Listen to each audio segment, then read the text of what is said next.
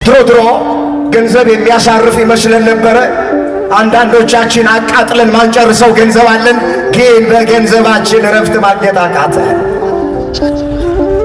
ድሮ ደሞዝ ጭማሪ ቢደረግልኝ አርፋለሁ ብለን እናስብ ነበረ። አንዳንዶቻችን ደሞዝ ተጨመረ፣ እረፍት የለም። ትዳር ስለሌለኝ ነው፣ ትዳር ቢኖረኝ ማረፍ እችላለሁ ብለን አስበን ነበረ። ትዳርም ያዘን፣ የጠበቅነው እረፍት የለም። አይ ልጅ ስላልወለድኩኝ ነው፣ ልጅ በወልድ አርፋለሁ ብለው አንዳንድ ሰዎች አሰቡ። ሁለትም ሶስት ልጅ ተወለደ፣ እረፍት የለም። ባህር ማዶ መሄድ እሄዳለሁ አሉ፣ ተስለው አዎ በዚህም በዚያም ብለው አንዳንዶች ባህር ማዶ ሄዱ፣ እዛም እረፍት የለም። ወገኖቼ ሰው ባለው ነገር ማረፍ አይችልም። ሰው በገንዘቡ ማረፍ አይችልም። ሰው በእውቀቱ ብቻ ማረፍ አይችልም።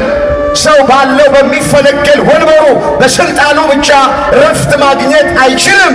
የሚያሳርፈን የድንግል ልጅ አማኑኤል ነው። ከፍ አድርጋችሁ አመስግኑ። እሱ ነው የሚያሳርፈን። ክብር እግዚአብሔር እንደረዳንና እንደፈቀደልን መጠን የምንማማርበት የትምህርታችን ርዕስ የሚሆነው መጠራታችሁን ተመልከቱ የሚል ይሆናል። ይህንን በርዕስነት ያነሳነውን ኃይለ ቃል በመጽሐፍ ቅዱሳችን ላይ ተመዝግቦ የምናገኘው በአንደኛ ቆሮንቶስ በምዕራፍ 1 ቁጥር 26 ላይ መጠራታችሁን ተመልከቱ። ርዕሳችን ይሄ። ይህን ርዕስ መነሻ አድርገን መነጋገር ያስፈለገበት ምክንያት ብዙዎቻችን ተጠርተን ስለመጣን ማን እንደጠራንና ለምን እንደተጠራን ማወቅ ማስተዋል እንችል ዘንድ ለመግቢያ እንዲሆነን ይህን ርዕስ እግዚአብሔር ሰጥቶናል። በዚህ ርዕስ መነሻነት እግዚአብሔር የቃሉን ደጅ ከፍቶ ሁላችንን እንዲያስተምረን የእሱ መልካም ፈቃዶ ይሆንልን። እስኪ አንድ ጊዜ ገጸ ንባቡን በቁሙ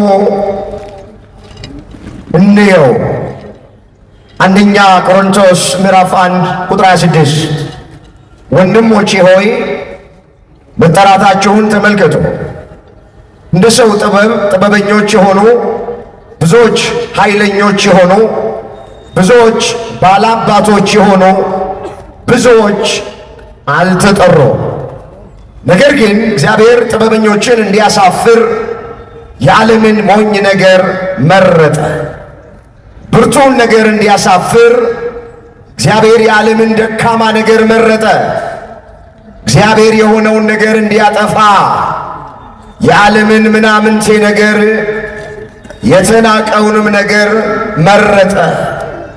ሥጋ የለበሰ ሁሉ በእግዚአብሔር ፊት እንዳይመካ፣ ነገር ግን የሚመካ ቢኖር በእግዚአብሔር ይመካ። ስለ ቃሉ የቃሉ ባለቤት የሰራዊት ጌታ አምላካችን እግዚአብሔር ስሙ ለዘላለም የተመሰገነ ይሁን። መጠራታችሁን ተመልከቱ። በዚህ ርዕስ ውስጥ በዋናነት ሁለት ነገሮችን እናያለን። አስቀድሜ ማን ነው የጠራን የሚለውን ከመጽሐፍ ቅዱስ አኳያ እንመለከተዋል።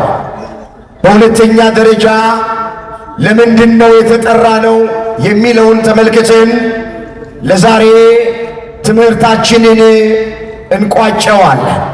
ቆሞ ለመናገር ቁጭ ብሎም ለማድመጥ ጥበብ ከእግዚአብሔር ሲሰጥ ብቻ ነውና ለእኔ ለባሪያው ተናጋሪ የሆነ አንደበቴ ለእናንተም ለሰሚዎቹ አስተዋይ የሆነ ልቡናን ቸሩ አምላካችን እግዚአብሔር ለሁላችንም በቸርነቱ ያድነን። አሜን ይባላል። መጽሐፍ ሕዝቡ ሁሉ አሜን ይበሉ እግዚአብሔርንም ያመስግኑ ተብሎ ተጽፏል። አሜን ማለት ይሁንልኝ ይደረግልኝ ማለት ማመስገን የሚገባን ቦታ ላይ እግዚአብሔርን እናመሰግነዋለን። የተፈጠርነው ስሙን ለመቀደስ ክብሩን ለመውረስ ነውና እግዚአብሔር በነገር ማስተዋልን ለሁላችንም በቸርነቱ ያድለ። መጠራታችሁን ተመልከቱ። ይህንን በርዕስነት ያነሳነውን ኃይለ ቃል በዚህ ስፍራ ላይ የተናገረው ሐዋርያው ቅዱስ ጳውሎስ ነው። የቀደመ ስሙ ሳውል እየተባለ ይጠራል። ሳኦል አይደል፣ ሳውል እየተባለ ይጠራ ነበረ። ሐዋርያ ከመሆኑ በፊት የወንጌል አገልጋይ ከመሆኑ በፊት ከመጠራቱ በፊት ቀድሞ የነበረበት ሕይወት ጥሩ አልነበረም፣ መልካም አይደለም። ክርስቲያኖችን ያሳድድ ነበረ። የእግዚአብሔርን ቤተ ክርስቲያን ያለ ልክ ያሳድድ ነበረ። የወንጌል እንቅፋት ነበረ። ከመጠራቱ በፊት የቀድሞ ሕይወቱ የቅዱስ ጳውሎስ ጥሩ አልነበረም። ነገር ግን በአንድ ስፍራ ላይ ክርስቲያኖች የሚገደሉበትን ደብዳቤ ይዞ ወደ ደማስቆ ሀገረ ገዢ በሚሄድበት ጊዜ በመብረቅ ተመታና ወደቀ ይላል መጽሐፍ። የሐዋርያት ሥራ ምዕራፍ 9 ቁጥር 1 ጀምሮ የተመዘገበ እግዚአብሔር ቃል ሳውል ሳውል ስለምን ታሳድደኛል? የመውጊያውን ብረት ብትቃወም ላንተ ይብስብሃል የሚል ድምፅ ከሰማይ መጣለት ይላል። ጌታ ሆይ እኔ የማሳድድህ አንተ ማንህ ብሎ ጠየቀው ይላል። አንተ የምታሳድደኝ እኔ የናዝሬቱ ኢየሱስ ክርስቶስ ነኝ አለው። ምን እንዳደርግ ነው የምትወደው አለ። አዎ የምታደርገውን ካህኑ ሐናንያ ያሳይሃል አለው። ወደ ካህኑ ወደ ሐናንያ ዘንድ መጣ፣ አመነ፣ ተጠመቀ። እንደ ቅርፊት ያለ ነገር ከዓይኑ ላይ ወደቀለት። ከዚህ በኋላ ሁሉን ትቶ ክርስቶስን ይከተል ዘንድ ጀመረ። የቀድሞ አሳዳጅ የነበረ የቀድሞ ተቃዋሚ የነበረ አሁን ብርሃነ ዓለም ተባለ። የአሕዛብ መምህር ሆነ። የወንጌል አገልጋይ ሆነ። የቀድሞ ማንነቱን ቅዱስ ጳውሎስ በሃይማኖት ስለወለደው ለልጁ ለጢሞቴዎስ እንዲህ አድርጎ ጽፎለታል። አንደኛ ጢሞቴዎስ ምዕራፍ 1 ቁጥር 12 ላይ ለአገልግሎቱ ሾሞኝ ታማኝ አድርጎ ስለ ቆጠረኝ ኃይል የሰጠኝን ክርስቶስ ኢየሱስን ጌታችንን አመሰግነዋለሁ አለ። አስቀድሞ አለ የቀደመ ሕይወቱን አመጣ። ተሳዳቢና አሳዳጅ አንገላሽ ነበርኳል። ምንም ቢሆን ይህንን አደረገልኝ ሳላውቅ ባለማመን ስላደረግኩት ምሕረትን አገኘው። የጌታችን ጸጋ በክርስቶስ ኢየሱስ ካሉት ከእምነትና ከፍቅር ጋር አብልጦ በዛ። ኃጢአተኞችን ሊያድን ክርስቶስ ኢየሱስ ወደ ዓለም መጣ የሚለው ቃል የታመነና ሁሉ ሊቀበሉት የተገባ ነው። ከኃጢአተኞች ዋና እኔ ነበርኩኝ አለ ቅዱስ ጳውሎስ። ከኃጢአተኞች ዋና የነበረ ሰው የእግዚአብሔርን ቤተ ክርስቲያን ባለማወቅ ያለ ልክ ያሳድድ የነበረ ሰው ለወንጌል እንቅፋት ጋሬጣ የነበረ ሰው በመብረቅ ተመታና ከዛ ሕይወት ውስጥ ወጣ። 14 መልእክታትን ጻፈል። አሁን እኛ ለርዕስነት የመረጥነው ይሄው ሰው ከጻፈው መልእክት ነው። ቅዱስ ጳውሎስ በተለይ አዲስ ኪዳንን ስናነብ 2/3ኛውን የጻፈው ይሄ ሐዋርያ ነው። ስለዚህ ምን አለ? መጠራታችሁን ተመልከቱ አለ። እስኪ ጊዜያችንን ለመጠቀም ማን ነው የጠራን የሚለውን አስቀድመን ወገኖቼ፣ የጠራን ወደዚህ ጉባኤ ማንም ሰው አይደለም፣ እግዚአብሔር ነው የጠራን። ንገሩኝ፣ የጠራን ማን ነው? መስክሩ ኦርቶዶክሳውያን፣ የጠራን ማን ነው? መጽሐፍ እንደዚህ ይላል፣ ያዳንን በቅዱስ አጠራር የጠራን እግዚአብሔር ነው። ይህም እንደ ራሱ ሐሳብና ጸጋ መጠን እንጂ እንደ ሥራችን አይደለም ተብሎ ተጽፏል። ሁለተኛ ጢሞቴዎስ ምዕራፍ 1 ቁጥር 9 ላይ የተመዘገበ እግዚአብሔር ቃል። ቃሉን አስተውሉት። ያዳንን አለ በቅዱስ አጠራሩ የጠራን እግዚአብሔር ነው። ይህም እንደ ራሱ ሐሳብና ጸጋ መጠን እንጂ እንደ ሥራችን አይደለም አለ። ስለዚህ ማን ነው የጠራን ስንል ሁላችንን ወደዚህ ጉባኤ ያቀረበ ወደዚህ ጉባኤ የጠራን አምላካችን እግዚአብሔር ነው። ወገኖቼ ሰው ምክንያት ነው። ምናልባት አባቶቻችሁ ጠርተዋችሁ የመጣችሁ ሰዎች ትኖራላችሁ። ጓደኞቻችሁ ጠርተዋችሁ የመጣችሁ ሰዎች ትኖራላችሁ። ወንድሞቻችሁና እህቶቻችሁ ጋብዘዋችሁ የመጣችሁ ሰዎች ትኖራላችሁ። እነዚህ ሁሉ ምክንያቶች ናቸው። አባቶቻችን ምክንያቶች ናቸው። መምህራኑ ምክንያቶች ናቸው። ወንድሞቻችን እህቶቻችን ምክንያቶች ናቸው። ማስታወቂያው ምክንያት ነው። እኛን ወደዚህ ጉባኤ የጠራን እግዚአብሔር ነው። ንገሩኝ፣ ማን የጠራን? ሁላችሁ መስክሩ። ጠሪው ማን ነው? ወገኖቼ ለማንም ሰው እንዳሰጡ ጠሪው እግዚአብሔር ነው። እግዚአብሔር ጠርቶን የመጣ ነው። ወንድሞቼ ሆይ አለ ቅዱስ ጳውሎስ፣ መጠራታችሁን ተመልከቱ አለ። ስለዚህ የጠራን እግዚአብሔር ነው። የእግዚአብሔር ጥሪ ደግሞ ወገኖቼ በዓለም ላይ ካሉ ጥሪዎች ሁሉ የተለየ ጥሪ ነው። ታውቃላችሁ፣ በዓለም ላይ የሰርግ ጥሪ አለ፣ የምርቃት ጥሪ አለ። ሰው ተምሮ ቁም ነገር ሲደርስ ጓደኞቹን፣ ባልንጀሮቹን የደስታዬ ተካፋይ ሁሉ ብሎ ይጠራቸዋል። በዓለም ላይ ካሉ ጥሪዎች ሁሉ የእግዚአብሔር ጥሪ የተለየ ጥሪ ነው። ሰማያዊ ጥሪ ነው የእግዚአብሔር ጥሪ። ቅዱስ ጥሪ ነው የእግዚአብሔር ጥሪ። አሁን ስንቶቻችንን ሰማያዊ ጥሪ እንደተጠራን የምናውቀው? እግዚአብሔር ቅዱስ በሆነ ጥሪው እንደጠራን ስንቶቻችን እናስተውላል? መጽሐፍ እንደዚህ ይላል፣ ዕብራውያን 3 ቁጥር 1 ላይ የተመዘገበ እግዚአብሔር ቃል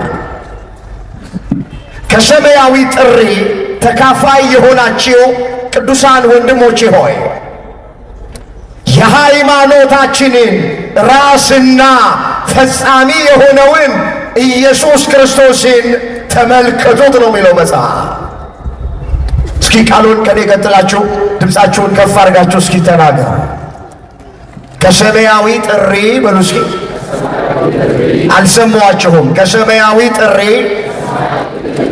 ተካፋይ የሆናችሁ ቅዱሳን ወንድሞቼ ሆይ የሃይማኖታችንን ራስና ፈጻሚ የሆነውን ኢየሱስ ክርስቶስን ተመልከቱት።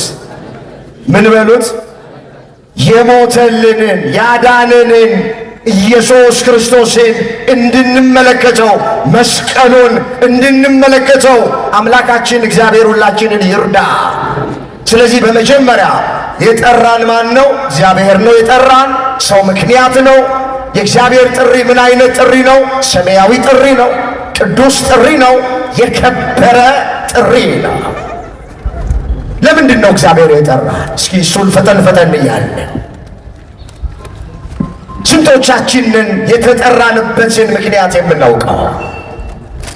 መጽሐፍ እንደዚህ ይላል፣ የጌታ ፈቃድ ደስ የሚያሰኘው ነገር ምን እንደሆነ ፈትናችሁ ወቁ እንጂ ሞኞች ወይንም ሰነፎች አትሁኑ ተብሎ ተጽፏል። እዛ ኤፌሶን ምዕራፍ 5 ቁጥር 17 ላይ የጌታ የእግዚአብሔር ፈቃድ ምን እንደሆነ ፈትናችሁ ወቁ እንጂ ሞኞች ወይንም ሰነፎች አትሁኑ።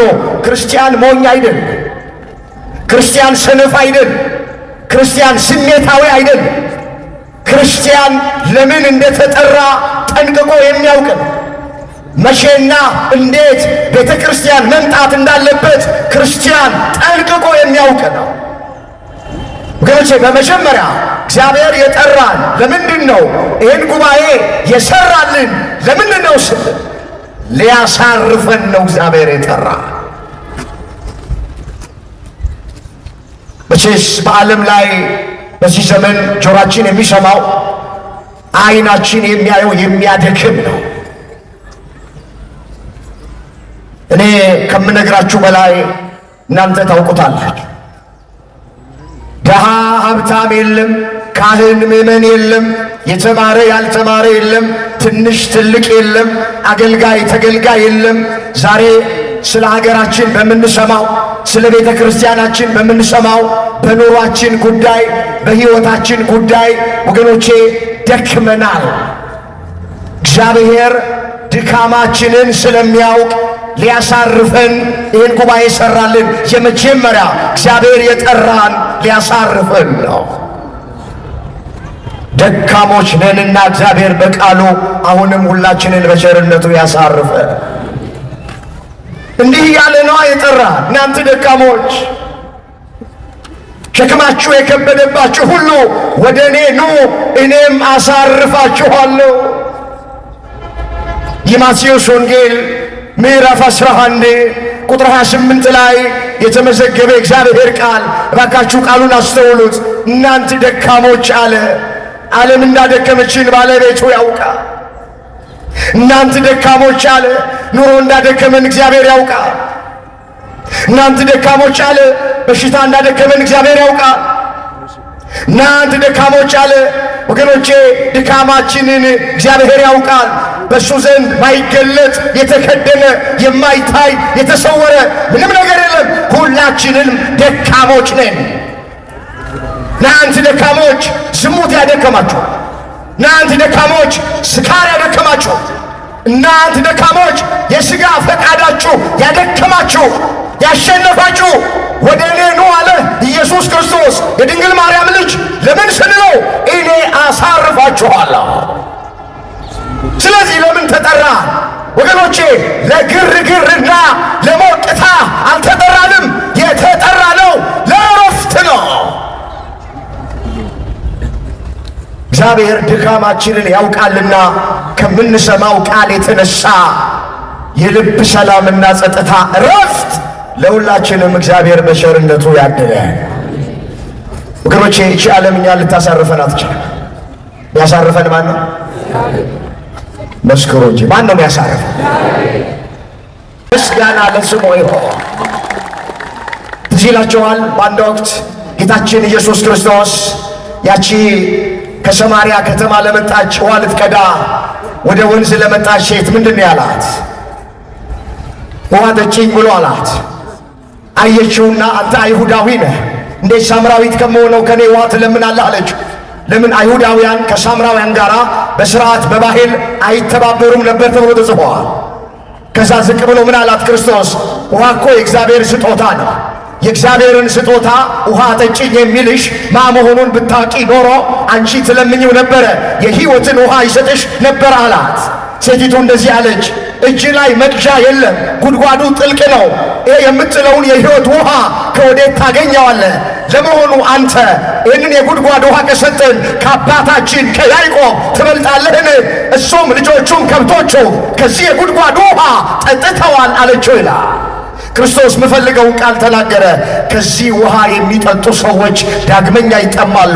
እኔ ከምሰጠው ውሃ የሚጠጡ ሰዎች ግን ዳግመኛ አይጠሙም አላት።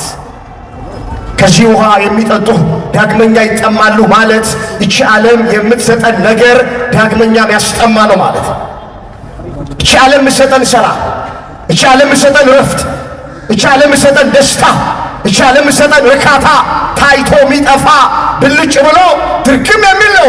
የመድኃኔ ዓለም ስጦታ፣ የኢየሱስ ክርስቶስ ስጦታ፣ የአምላካችን ስጦታ ሰላም ይሆን፣ ረፍት ይሆን፣ ደስታ ይሆን፣ እርካታ ይሆን፣ እውነተኛ ሰላም ነው። እውነተኛ ረፍት ነው። እውነተኛ እርካታ ነው። ይህን ሰላም ለሁላችንም እግዚአብሔር በቸርነቱ ይስጠን። ይህንን ረፍት አምላካችን እግዚአብሔር ለሁላችንም ያድለን። ስለዚህ በመጀመሪያ እግዚአብሔር ለምንድን ነው የጠራን ብለን ስንል ሊያሳርፈን ነው የጠራን። ለምንድን የጠራን?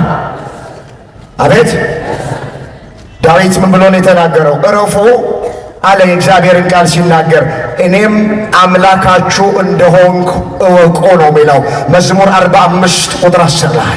እስኪ ቃሉን ተናገሩት። እረፉ በሉ እስኪ። እኔም አምላካችሁ እግዚአብሔር እንደሆንኩኝ እወቁ። የሚያሳርፈን ማን ነው? የልብ ሰላምና ጸጥታ የሚሰጠን ማን ነው? ጥያቄያችንን የሚመልስልን ማን ነው? እንቆቅልሻችንን የሚፈታልን ማን ነው? ታሪካችንን የሚቀይረው ማን ነው? እንባችንን የሚያብስልን ማን ነው? እግዚአብሔር አሁንም ደክመናልና በብዙ ነገር በቃሉ ሁላችንን ያሳርፈ። አዎ ጉባኤው የተሰራው ለዚህ ነው። አንድ ቃል አይቼ ወደሚቀጥለው ሄዳል። በዚህ በራዕየ ዮሐንስ ምዕራፍ 22 ቁጥር 17 ላይ እንደዚህ ይላል፣ መንፈሱና ሙሽራይቱ ና ይላሉ። የሚሰማ ና ይበል፣ የተጠማ ይምጣ፣ የወደደም የሕይወትን ውሃ እንዲያው ይውሰድ ነው። መንፈሱና ሙሽራይቱ፣ መንፈሱ አለ እግዚአብሔር መንፈስ ቅዱስን፣ ሙሽራይቱ አለ ቤተ ክርስቲያንን። መንፈሱና ሙሽራይቱ ና ይላሉ። የተጠማ ሰው ይምጣ፣ የሕይወትን ውሃ እንዲሁ ይውሰድ ነው። ስለዚህ መጀመሪያ የመጣ ነው የተጠራ ነው የሕይወት ውሃን ቅዱስ ቃሉን በመስማት ለማረፍ ነውና ከምንሰማው ቃል የተነሳ እግዚአብሔር ሁላችንን በቸርነቱ ያሳርፈ። ወደ ሁለተኛው እንሂድ።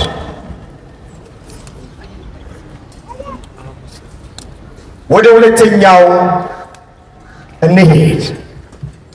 እግዚአብሔር ለምንድን ነው በሁለተኛ ደረጃ ይጠራል? ወገኖቼ በሁለተኛ ደረጃ እግዚአብሔር የጠራን ለንስሐ ነው የጠራን። ለምንድን ነው የጠራን? ለንስሐ ነው የጠራን። ጌታችን መድኃኒታችን ኢየሱስ ክርስቶስ መጥምቀ መለኮት ቅዱስ ዮሐንስ ተላልፎ ከተሰጠ በኋላ አገልግሎቱን ሲጀምር መንግሥተ ሰማያት ቀርባለችና ንስሐ ግቡ እያለ ነው የጀመረው። ጥሪው ይሄ ነው።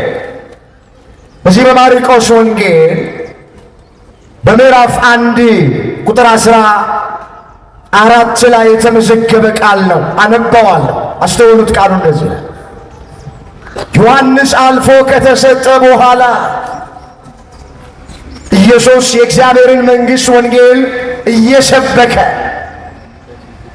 ዘመኑ ተፈጸመ። ዘመኑ ምን አለ? ዘመኑ ተፈጸመ። የትኛው ዘመን? 5500 ዘመን ለአዳም የተገባለት ቃል ኪዳን ከ5 ቀን ተኩል በኋላ ከልጅ ልጅህ ተወልጄ አድንሃለሁ የሚለው ሐዋርያው ቅዱስ ጳውሎስ የዘመኑ ፍጻሜ በደረሰ ጊዜ ብሎ ያለው ማለት ነው።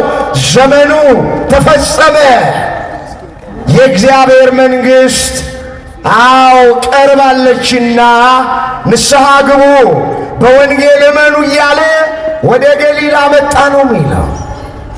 ጌታችን ኢየሱስ ክርስቶስ አገልግሎቱን ሲጀምር፣ ማስተማር ሲጀምር፣ ወንጌል መስበክ ሲጀምር የመጀመሪያ ትምህርቱ መንግሥተ ሰማያት ቀርባለችና ንስሐ ግቡ የሚል። ስለዚህ ሁለተኛ እግዚአብሔር ለምን ጠራን ብለን ስንል ወገኖቼ የተጠራ ነው ለንስሐ ነው የተጠራ ነው። ቃሉን ሰምተን ቃሉን አድምጠን ከወደቅንበት ለመነሳት፣ ከረከሽንበት ለመቀደስ፣ ከራቅንበት ለመቅረብ፣ ወደ እግዚአብሔር ዘወር እንድንል፣ ፊታችንን ወደ እግዚአብሔር እንድንመልስ ወገኖቼ ይህ ጉባኤ ተሰራ። እግዚአብሔር ሰበሰበን፣ እግዚአብሔር ጠራ። አምላካችን እግዚአብሔር ቃሉን ሰምተን ፊታችንን ወደ እሱ እንድንመልስ፣ ፊታችንን ወደ እሱ ዘወር እንድናደርግ ሁላችንን በቸርነቱ ይርዳ። ወገኖቼ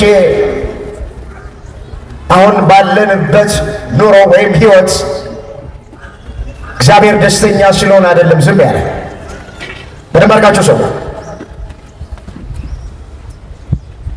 አይቶ እንዳላየ ሰምቶ እንዳልሰማ እግዚአብሔር ሲያልፍ በምንኖረው ኑሮ አሁን ባለን ሕይወት ደስተኛ ስለሆነ አይደለም። ለንስሐ ጊዜ ሰጥቶን ከዛሬ ነገ ይመለሱ ይሆን ብሎ ታግሶን ነው። ትከሻው ሰፊ ነው።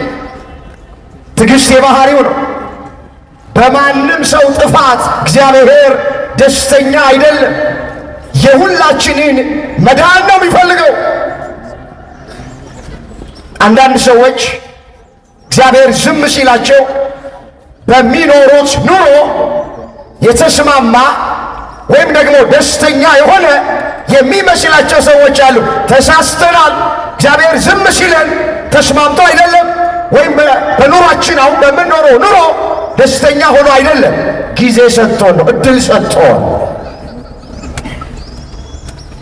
መጽሐፍ ምን ይላል? ንስሐ እንድትገባ ጊዜ ሰጠኋት፣ ከዝሙቷ ንስሐ ልትገባ አልወደደችም። ስለዚህ በአልጋ ላይ እጥላታለሁ። እሷን ብቻ ሳይሆን በአልጋ ላይ የምጥላት ከእሷ ጋር የሚያመነዝሩትን ሁሉ በአልጋ ላይ እጥላቸዋለሁ ነው የሚለው ራዕየ ዮሐንስ ምዕራፍ 2 ቁጥር 21 ላይ የተመዘገበ እግዚአብሔር ቃል። በትያጥሮን ላለው ለቤተ ክርስቲያን መልአክ ቅዱስ ዮሐንስ ወልደ ነጎድጓድ ራእዩን ሲጽፍለት እንዲህ ብሎ ይጀምራል። ትዕግሥትህን፣ እምነትህን፣ ፍቅርህን፣ አገልግሎትህ ከፊተኛው ይልቅ የኋለኛው የበዛ እንደሆነ አውቃለሁ አለውና፣ ነገር ግን የምነቅፍብህ ነገር አለኝ። ያቺ ኤልዛቤልን ለጣዖት የተሰዋውን እንዲበሉ የምታስተምረውን ኤልዛቤልን ስለምትተዋት የምነቅፍብህ ነገር አለኝ አለውና ንስሐ እንድትገባ ለኤልዛቤል ጊዜ ሰጠኋት አለ። ነገር ግን ከዝሙቷ ንስሐ ልትገባ አልወደደችም። ስለዚህ በአልጋ ላይ እጥላታለሁ። እሷን ብቻ አይደለም ከእሷ ጋር አብረው የሚያመነዝሩትን በአልጋ ላይ እጥላቸዋለሁ አለ። ስለዚህ እግዚአብሔር ዘመን የሰጠን ጊዜ የሰጠን የጠራ ጉባኤ የተሰራልን ለንስሐ የሚገባ ፍሬ እንድናፈራ ነው። ወደ እግዚአብሔር እንድንመለስ ነው። ዳዊት እንደዚህ አለ። እስኪ ይህንን ኃይለ ቃል ሁላችሁ አስተውሉት። የዳዊት መዝሙር 49 ቁጥር 16 ላይ የተመዘገበ እግዚአብሔር ቃል ነው። አነበዋለሁ። እንደዚህ ይላል፣ ኃጢአተኛውን ግን እግዚአብሔር አለው፣ ለምን አንተ ሕጌን ትናገራለህ? ኪዳኔንስ በአፍህ ለምን ትወስዳለህ? አንተ ተግሣጽን ጠላህ፣ ቃሎቼን ወደ ኋላ ጣልክ። ሌባውን ባየህ ጊዜ ከሌባው ጋር ትሮጥ ነበረ። እድል ፈንታህን ካመንዝሮች ጋር አደረግ። አፍህ ክፋትን አበዛ፣ አንደበትህ ሽንገላን ተበተበ። ተቀምጠ ወንድምህን አማኸው፣ ለእናትህ ልጅ እንቅፋት አኖርክ። ይህን ሁሉ አድርገህ ዝም አልከው። ሌባውን ስታይ ከሌባ ጋር ስትሮጥ አይቼ ዝም አልኩ። ጣዖት ስታመልክ አይቼ ዝም አልኩ። ጽንስ ስታስወርድ፣ ንጹሕ ደም ስታፈስ፣ ሰነድ ስትሰርዝ፣ ስትደልስ፣ ጉቦ ስትቀበል፣ በሚዛን ስታጭበረብር፣ በሐሰት ስትመሰክር፣ አድመኛ ስትሆን፣ ወገኖቼ ሰው ስትጸየፍ፣ እንቅፋት ስትሆን፣ ይህን ሁሉ አድርገህ ዝም አልከው አለ። እኔ እንዳንተ ሆን ዘንድ ጠረጠርከኝ? ዝም ስላልከው፣ አይቼ እንዳላየ፣ ሰምቼ እንዳልሰማ ስለታገስኩ፣ ስላለፍኩ እኔ እንዳንተ ሆን ዘንድ ጠረጠርከኝ ወይ? ይላል እግዚአብሔር። እዘልፍሃለሁ አለው፣ በፊትህ እቆማለሁ። እግዚአብሔርን የምትረሱ እናንተ ይህንን አስተውሉ፣ አለዚያ ግን ይነጥቃል የሚያድንም የለም አለ መጽሐፍ።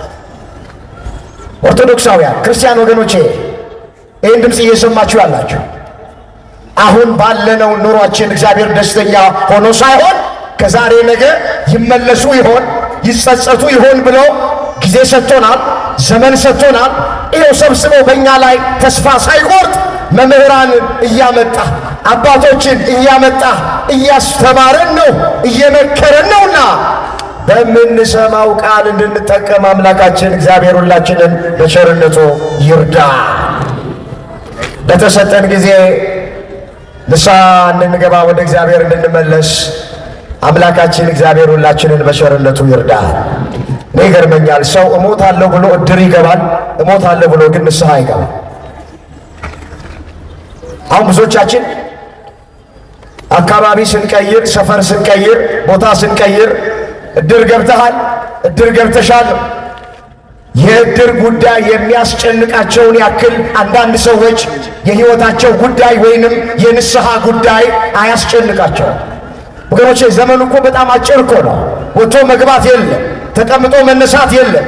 ጠዋት ያየናቸውን ሰዎች ከሰዓት ማየት እየተቸገርን ነው።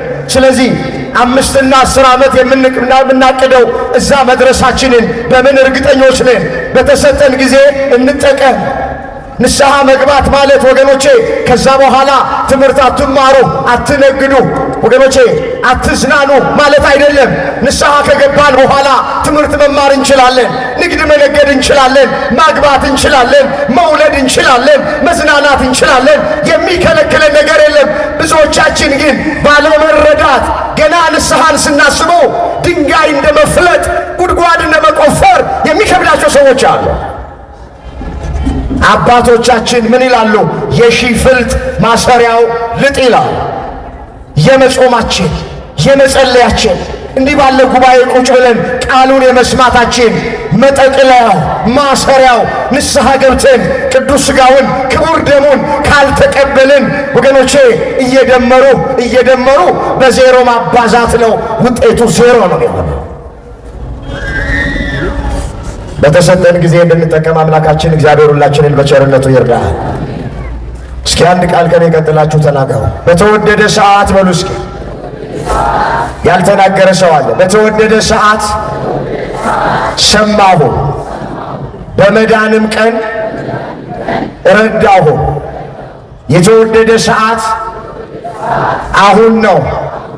የመዳንም ቀን አሁን ነው። የመዳን ቀን መቼ ነው? መዳን ማለት ንስሐ መግባት ማለት። ሁለተኛ ቆሮንቶስ ምዕራፍ 6 ቁጥር 2 ላይ የተመዘገበ እግዚአብሔር ቃሉን አስተው። በተወደደ ሰዓት ሰማሁ፣ በመዳንም ቀን ረዳሁ። የተወደደ ሰዓት አሁን ነው። የመዳንም ቀን አሁን ነው። ወገኖቼ አሁን ነው የሚልበት ምክንያት አለው። ከጥቂት ደቂቃ በኋላ የሚሆነውን ነገር ማወቅ አንችልም፣ እርግጠኞች አይደለንም።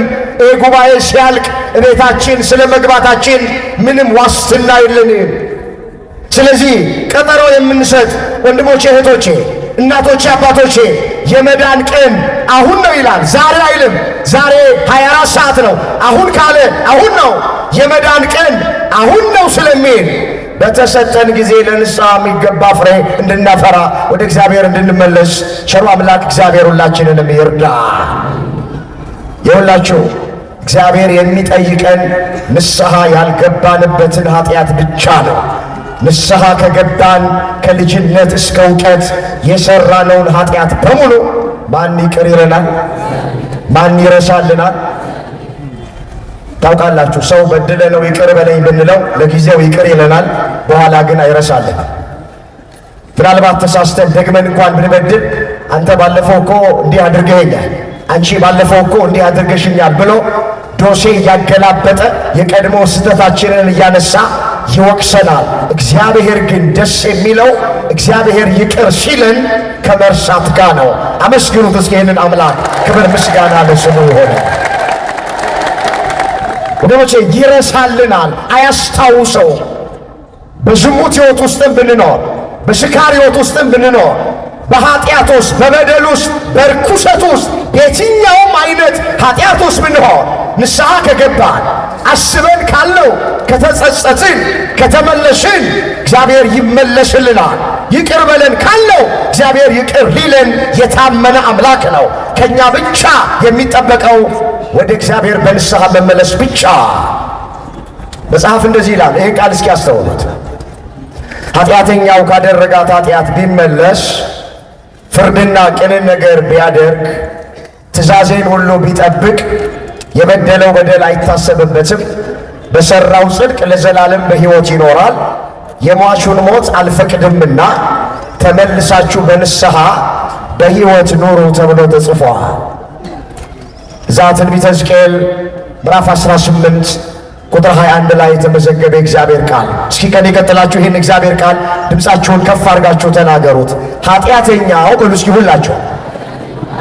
አልሰማዋችሁም? ኃጢአተኛው ካደረጋት ኃጢአት ቢመለስ፣ ፍርድና ቅንን ነገር ቢያደርግ፣ ትእዛዜን ሁሉ ቢጠብቅ፣ የበደለው በደል አይታሰብበትም፣ በሠራው ጽድቅ ለዘላለም በሕይወት ይኖራል።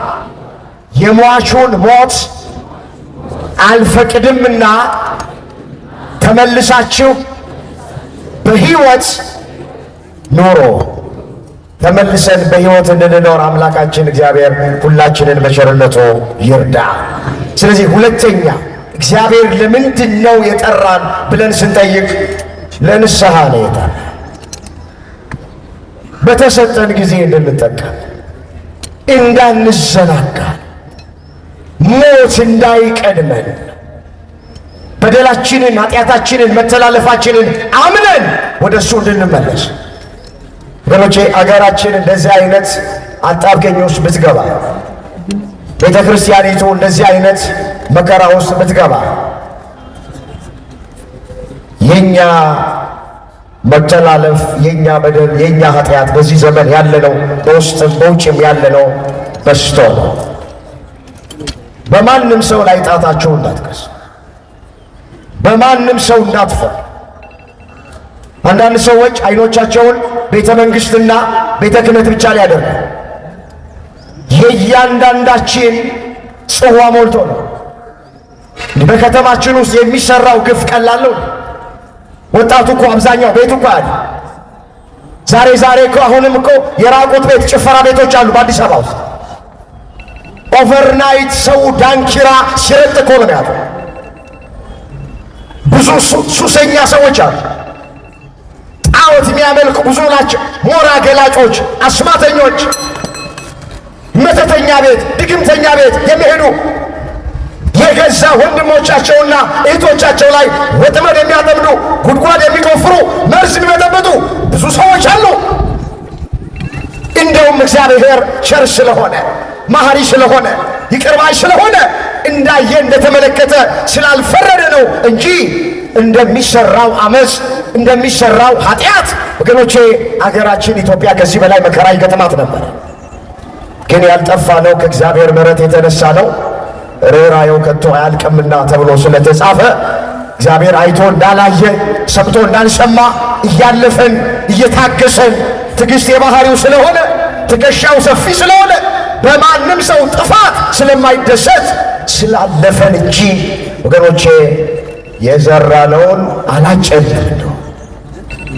እግዚአብሔር የእጃችንን እንደውም አልሰጠንም እንጂ የቁልቁል እኮ ሲሰቀል እኮ አይተናል በአገራችን። ርጉዝ ሴት ብለው ሳይራሮ ከሆዱ ውስጥ ሕፃን ልጅ አውጥተው ሲጥሉ እኮ አይተናል። ሰው ላይ ቤንዚል እያርከፈከፉ ሲያቃጥሉ እኮ አይተናል። ከገደሉ በኋላ አንገት ላይ ገመድ አስገብተው ሲጎትቱ በመኪና እኮ አይተናል። ሀገራችን ኢትዮጵያ ላይ በጅምላ እየገደሉ በጅምላ ሲቀብሩ እኮ አይተናል በሀገራችን ላይ። እግዚአብሔር ቸር ስለሆነ እንጂ በምድሪቱ ላይ እንደሚሰራው አመፅ ከዚህ በላይ ኑሮ ይወደድ ነበር። ከዚህ በላይ ጦርነት ይሆን ነበር። ከዚህ በላይ መከራ ይገጥመን ነበረ። ግን እግዚአብሔር መሐሪ ነው። እግዚአብሔር ይቅር ባይ ነው። ታግሶናል። ስለዚህ ምድሪቱ እንድትፈወስ፣ ቤተ ክርስቲያኒቱ የእምነት ነፃነቷ እንዲከበር ወገኖቼ እያንዳንዳችን የሚጠበቅብን ነገር አለ። እሱ ምንድነው? በንስሐ ወደ እግዚአብሔር መመለስ። እግዚአብሔር ይመልሰን። አሜን በለው። መጽሐፍ የመጽናናት ዘመን እንድትመጣላችሁ ከፈለጋችሁ ሁላችሁም ንስሐ ግቡ ይላል። መጽሐፈ ምሳሌ ምዕራፍ 20 ቁጥር 9 ላይ ምን ይላል መጽሐፍ? ልቤን አነጻሁኝ ከኃጢአት ጠራው የሚል ማን ነው አለ። ወገኖች እኔ ንጹሕ ነኝ እግዚአብሔርን አልበደልኩትም የሚል ማንም ሰው የለም። ስለዚህ በኢትዮጵያ ላይ መጽናናት እንዲመጣ፣ በቤተ ክርስቲያን ላይ መጽናናት እንዲመጣ፣ ምድሪቱ እንድትፈወስ ከፈለግን መፍትሄው ሰላማዊ ሰልፍ ብቻ አይደለም። አንዳንድ ሰዎች መቼ ነው የአዲስ አበባ ሕዝብ ሰላማዊ ሰልፍ የሚወጣው ይላል። ምናልባት ሰላማዊ ሰልፍ የምንወጣው የዓለም መንግስታት ችግራችንን ሊያደምጡ ሊሰሙ ይችላሉ። ግን ለራሳቸው ሌላ ችግር ስላለባቸው የእኛን ችግር አያስቀድሙትም። ወገኖቼ ከተባበሩት መንግስታት አገራችን ኢትዮጵያ መፍትሄ አታገኝም። ከምዕራባውያኑ ሀገራችን ኢትዮጵያ መፍትሄ አታገኝም። መፍትሄ እግዚአብሔር እንዲሰጠን በመጀመሪያ እኛ ወደ እግዚአብሔር በንስሐ እንመለስ። ያኔ ታዩታላችሁ እግዚአብሔር እንዴት እንደሚሰራ። ስለዚህ መጽሐፍ ምን አለ? የሐዋርያት ሥራ ምዕራፍ 3 ቁጥር 19 ላይ የመጽናናት ዘመን እንድትመጣላችሁ ሁላችሁም ንስሐ ግቡ አለ። እስኪ ቃሉን ቀን የቀጥላችሁ ተናገሩት። የመጽናናት በሉ እስኪ ዘመን እንድትመጣላችሁ ሁላችሁ ንስሐ ግቡ። ሁላችሁ ምን ግቡ? እግዚአብሔርን ያልበደለ ሰው የለም። ወገኖቼ እኔ ንጹሕ ነኝ እግዚአብሔርን አልበደልኩትም ብሎ መናገር የሚችል ማንም ሰው የለም። የሃይማኖት አባቶችም ብንሆን፣ አገልጋዮችም ብንሆን፣ ካህናት ብንሆን፣ ዲያቆናት ብንሆን፣ ሰባኪያን ብንሆን፣ ዘማሪያን ብንሆን፣ ምእመናን እናንተም ብትሆኑ ሁላችን እግዚአብሔርን በድለናል። እውነት ሐሰት፣ እውነት ሐሰት፣ እውነት ምንድነው የሚለው መጽሐፍ? ኃጢአት የለብንም ብንል ራሳችንን እናስታለን፣ በኃጢአታችን ብንናዘዝ ግን ይቅር ሊለን የታመነ ጻድቅ አምላክ አለን አለ። አንደኛ ዮሐንስ መልእክት ምዕራፍ 1 ቁጥር 8 ላይ የተጻፈ እግዚአብሔር ቃል ኃጢአት የለብንም ብንል ራሳችንን እናስተዋለን። በኃጢአታችን ብንናዘዝ ንስሐ ብንገባ ከአመፃችን ሁሉ ሊያነጻን የታመነ ጻድቅ አምላክ አለ አለ። ስለዚህ እግዚአብሔር የሚጠላው ኃጢአትን ነው፣ ኃጢአተኛውን አይጠላምና በተሰጠን ዕድል እንጠቅም። እግዚአብሔር የሚጠላው ወንጀልን ነው እንጂ ወንጀለኛውን አይጠላውምና በተሰጠን ዕድል እንጠቅም። ጻድቃንን ሳይሆን ኃጢአተኞችን ፍለጋ መጥቻለሁ ብሏልና ይፈልገናል። ወጣቶች ናችሁ ብዙዎቻቸው፣ ወንድሞቼና እህቶቼ። በሰንበት ወደ ቤተ ክርስቲያን ነው፣ በሰርክ ጉባኤ ኑና ቃሉን ስሙ። ለንስሐ የሚሆን ፍሬ እናፍራ። ወደ እግዚአብሔር እንመለስ፣ ወደ አምላካችን እንመለስ። የተጠራ ነው ለንስሐ ነው። እግዚአብሔር ዘመናችንን የንስሐ ያድርግልን። የመጨረሻውን ተመልክቼ ትምህርቴን እጠቀልለዋል።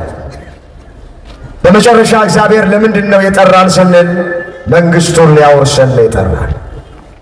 ምኑን ሊያወርሰን?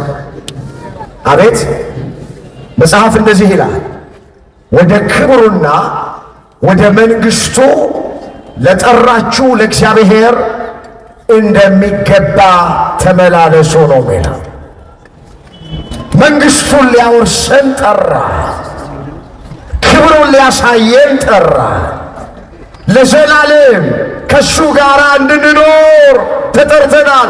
ኦርቶዶክሳውያን ይህ ድምፅ የሚሰማችው በዚህ ቤት ውስጥ የዘላለም ሕይወት አለ። የተጠራ ነው ስለ ዘላለም ሕይወት ነው የተጠራ ነው። መንግሥቱን ሊያወርሰን ነው። ሃይማኖት እናጽና፣ ምግባር እናቅና፣ ከቤቱ አንውጣ እንጂ እግዚአብሔር የዘላለም ሕይወትን ሊያወርሰን ጠርቶናል። ከፍ አድርጋችሁ አመስግኑት። ክብር ምስጋና ለስሙ ይሆንልን። ከኛ የሚጠበቀው ስር ሰደን በሃይማኖት መታነስ፣ ማይተብን አጥብቆ መያዝ፣ ሀብተ ወልድ ስመ ክርስትና ከሰጠችን ቤተ ክርስቲያን አለመውጣት የትንቢት መፈጸሚያ እንዳንሆን መጠንቀቅ ብቻ። በቃ ለዘላለም ሕይወት መንግሥቱን ሊያወርሰን እግዚአብሔር ጠራ። በዚህ እንደተሰበሰብን ነፃ በምታወጣዋ በኢየሩሳሌም አምላካችን እግዚአብሔር ሁላችንንም ይሰብስበን። ከዚህ በላይ ምንም ያስደስት ነገር አለ? ምንም። ብቻ መጠራታችንን መመረጣችንን አውቀን እስከ መጨረሻው ድረስ እንድንተጋ እንድንጸና ቸሩ አምላክ እግዚአብሔር ሁላችንንም ይርዳል። ቅዱስ ጴጥሮስ በመልእክቱ እንዲህ ብሎ ተናግሯል። ላነበው ፈልጋል። የመጠቅለያችን ይሄ ሁለተኛ ጴጥሮስ ምዕራፍ 1 ላይ የተመዘገበ ቃል ነው። እንደዚህ ይላል። ቁጥር 5 ጀምሮ ያለ ሁለተኛ ጴጥሮስ ምዕራፍ 1 ቁጥር 5 እንደዚህ ይላል። ስለዚህ ምክንያት ትጋትን ሁሉ እያሳያችሁ በእምነታችሁ በጎነትን ጨምሮ፣ በበጎነት ዕውቀትን፣ በእውቀት ራስን መግዛትን፣ ራስን በመግዛት መጽናትን፣ በመጽናት እግዚአብሔርን መምሰልን፣ እግዚአብሔርን በመምሰል የወንድማማች መዋደድ፣ በወንድማማች መዋደድ ፍቅርን ጨምሮ። እነዚህ ነገሮች ቢኖሯችሁ ሥራ ፈቶችና ፍሬ ቢሶች እንዳትሆኑ ያደርጓችኋልና። እነዚህ ነገሮች የሌሉት ዕውር ነው፣ በቅርብ ያለውን ብቻ ያያል፣ የቀድሞ ኃጢአቱን መንጻት ረስቷል አለና። ስለዚህ ወንድሞቼ ሆይ አለ፣ መጠራታችሁንና መመረጣችሁን ታጸኑ ዘንድ ከፊት ይልቅ ትጉ፣ እነዚህን ብታደርጉ ከቶ አትሰናከሉምና። እንግዲህ ተጠርተናል፣ ተመርጠናል።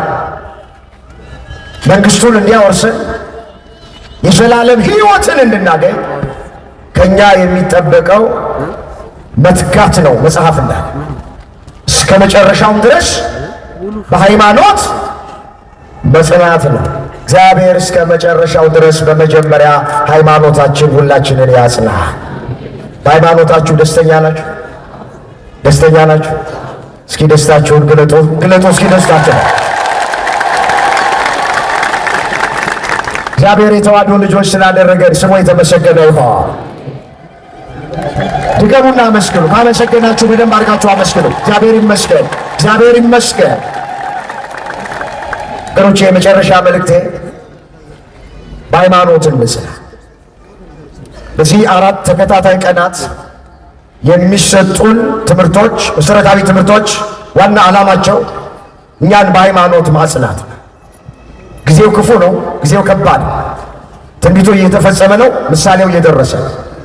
አንዳንድ ወንድሞቻችንና እህቶቻችን የትንቢት መፈጸሚያ የሆኑ ትናንት ብርቱ መንፈሳዊ የነበሩ፣ ትናንት ጠንካራ ክርስቲያኖች የነበሩ ዛሬ ወድቀዋል። አንዳንዶቹ ቆመው የነበሩ የወደቁ ሰዎች አሉ።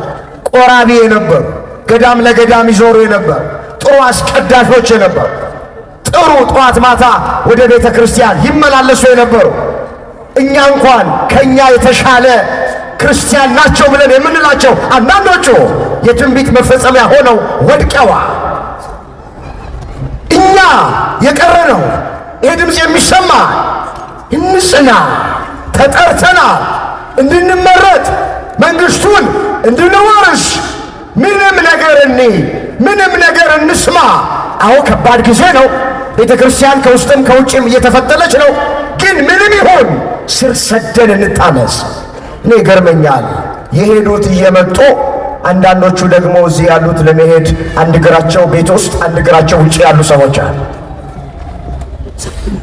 ፓስተሮቹ ተመልሰው እየመጡ እውነት ያለው ተዋህዶ ቤት ነው፣ እውነት ያለው ኦርቶዶክስ ጋር ነው፣ ባለማወቅ ነው፣ ጨለማ ውስጥ የቆየ ነው እያሉ እየመሰከሩ እየመጡ ትናንትኛ ቤት ውስጥ የነበሩ በዝማሬ ያገለግሉ የነበሩ በስብከት ያገለግሉ የነበሩ መቅደስ ገብተው ተንሱ ጸልዩ እያሉ በመቀደስ ያገለግሉ የነበሩ በክፉ ባልንጀራ